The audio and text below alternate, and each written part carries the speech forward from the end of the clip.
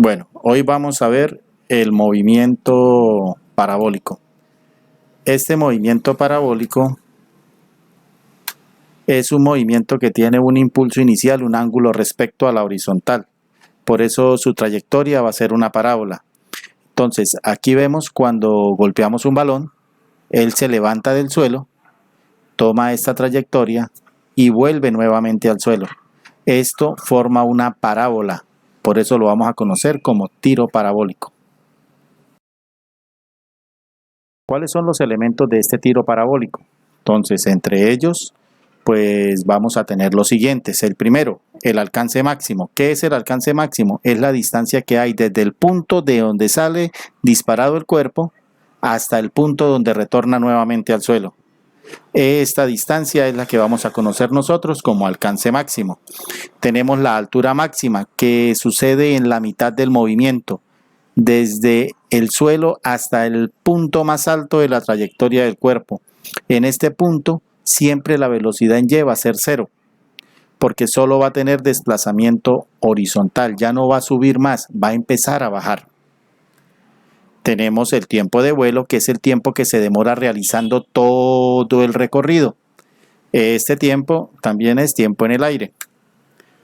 Vamos a tener la velocidad horizontal, que es la velocidad con la que se desplaza horizontalmente, o sea, la velocidad en X. Esta velocidad, para información de todos, siempre es constante, o sea, es un solo valor siempre en cualquier punto de la trayectoria.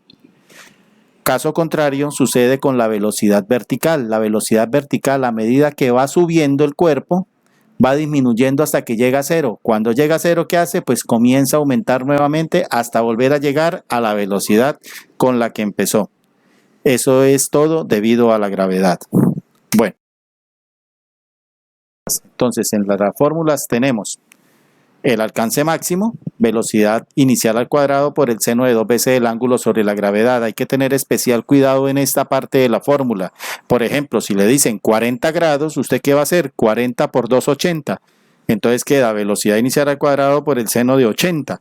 Ya no tomaríamos solo 40 porque es que este ángulo hay que multiplicarlo por 2. Ahora tenemos la altura máxima. La altura máxima, entonces velocidad inicial al cuadrado por el seno del ángulo al cuadrado. Ahora les muestro cómo es la forma más fácil de utilizar esta fórmula sobre 2 veces la gravedad. No olvidemos que el valor de la gravedad sigue siendo 10 metros sobre segundo cuadrado aproximadamente. El tiempo de vuelo es multiplicar 2 por la velocidad inicial por el seno del ángulo y eso dividirlo entre el valor de la gravedad. Tenemos la velocidad horizontal, que es multiplicar la velocidad inicial por el coseno del ángulo, y la velocidad vertical inicial, que es multiplicar la velocidad inicial por el seno del ángulo. Bueno, con estas fórmulas pues podemos...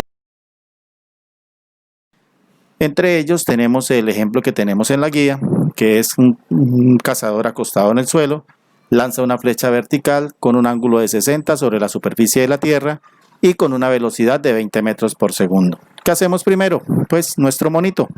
Ahí tenemos nuestro cazador acostado en el piso, lanza la flecha con un ángulo de inclinación y una fuerza.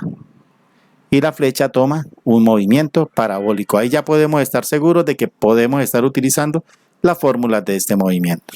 Entonces sacamos nuestros datos. Ahí tenemos la gráfica y los datos. Empezamos, la primera pregunta dice, altura máxima que alcanza la flecha. Esta altura máxima la alcanza en la mitad del movimiento. ¿Cómo hacemos para calcularlo? Lo que les decía hace un rato. Esta es la mejor forma de utilizar esa fórmula. Velocidad inicial por el seno del ángulo, hacer esta operación primero y esa respuesta que me dé, elevarla al cuadrado. Y ya después de que esté elevada al cuadrado, la divido entre 20 y ahí vamos a tener cuál es la altura máxima que alcanza ese móvil. Ahora, vamos a tener que encontrar el tiempo que dura la flecha en el aire. Ese tiempo, ya les mostré la fórmula, 2 veces la velocidad inicial por el seno del ángulo sobre la gravedad. Simplemente hacemos la multiplicación y dividimos en 10. 2 por 20 por el seno de 60, dividido en 10, eso me da 3.46 segundos.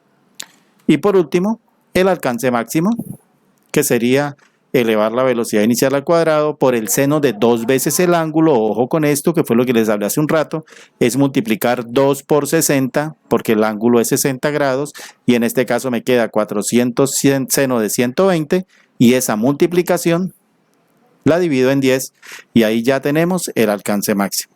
Como pueden ver, lo importante de este movimiento es aprender a identificarlo. ¿Y cómo lo identificamos? Pues porque tenemos una velocidad inicial y tenemos un ángulo con respecto a la horizontal. Ahí ya sabemos que solamente es aplicar estas fórmulas y ya, y conocer cada una de las características de este movimiento. Muchas gracias, no nos queda sino colocar en práctica esto para poder resolver todos los problemas de la guía.